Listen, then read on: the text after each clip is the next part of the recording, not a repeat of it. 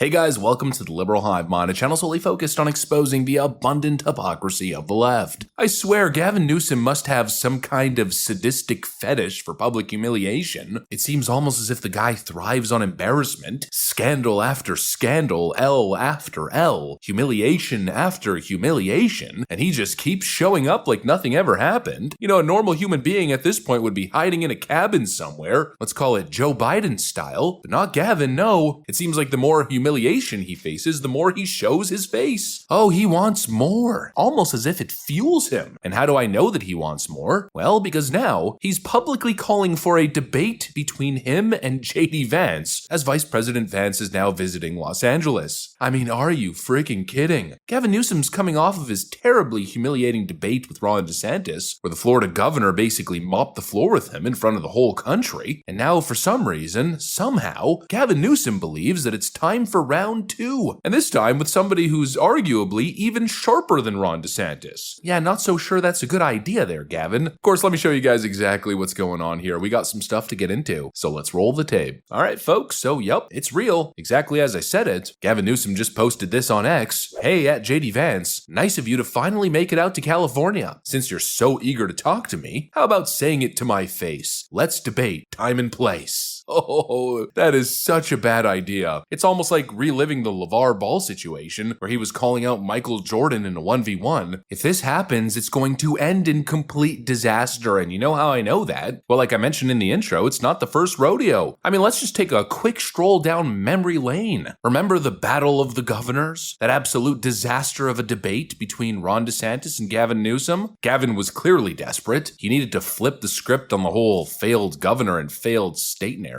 And so he decided to bet on himself. He was going to take on Ron DeSantis, who at the time was the most popular governor in America. And well, yeah. So I was talking to a fella who had made the move from California to Florida, and he was telling me that Florida is much better governed, safer, better budget, lower taxes, all this stuff. And he's really happy with the quality of life. And then he paused and he said, by the way, I'm Gavin Newsom's father-in-law. This is a map of San Francisco.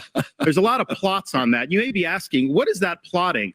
Well, this is an app where they plot the human feces that are found on the streets of San Francisco. And you see how almost the whole thing is covered, because that is what has happened in one of the previous greatest cities this country's ever had.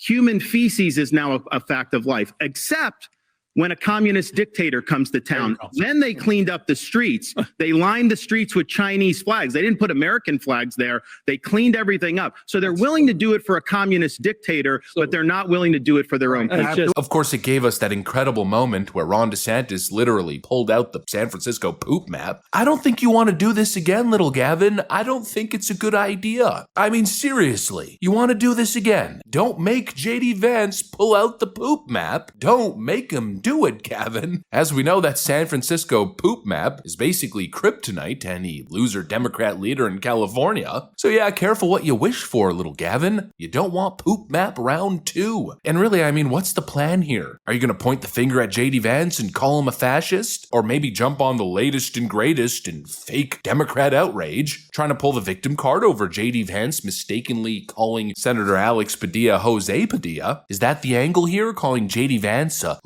scary racist? I mean, that is the latest talking point. I assume that he knows your name is Alex Padilla. Your response to him calling you Jose? Oh, he knows my name. He knows my name. Look, sadly, it's just an indicator of how petty and unserious this administration is.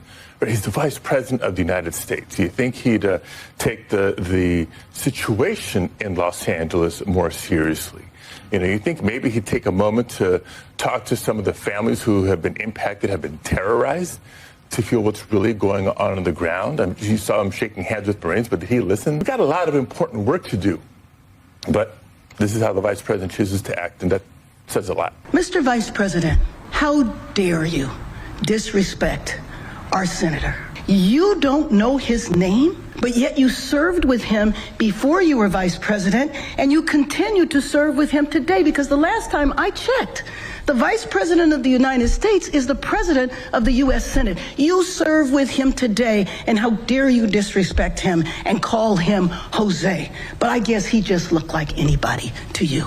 Well, he's not just anybody to us. He is our senator. Oh, the horror. These people are practically sobbing, acting like J.D. Vance committed a frickin' hate crime because he mixed up the guy's name. Give me a frickin' break. Is that gonna be the big scandal? Is that what Gavin Newsom is gonna ride on in this debate? The latest proof that this administration is racist? And actually, can we just talk about Senator Alex Padilla for a second here? This guy once again is practically crying on air. Ooh, he's the victim of an atrocious hate crime. J.D. Vance made a mistake and called him the wrong name. And Senator Padilla says, "Don't you know who I am?" No, Alex, nobody does. That's the whole problem here. You're not some big household name. You're a background character. Literally nobody knows who you are. You were kicked out of Kristi Noem's press conference because you stormed the room running up to her podium and nobody had any idea who you were. They thought you were some random unhinged protester. And frankly, to a certain extent, they weren't wrong. You certainly were acting like a complete deranged lunatic, pushing staffers, making a scene, and then of course playing the victim.